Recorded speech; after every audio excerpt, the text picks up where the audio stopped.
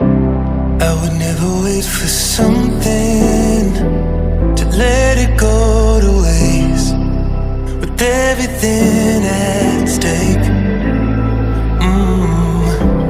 Not that I would take it all back, I just wanna make this thing last. But we're running out of time.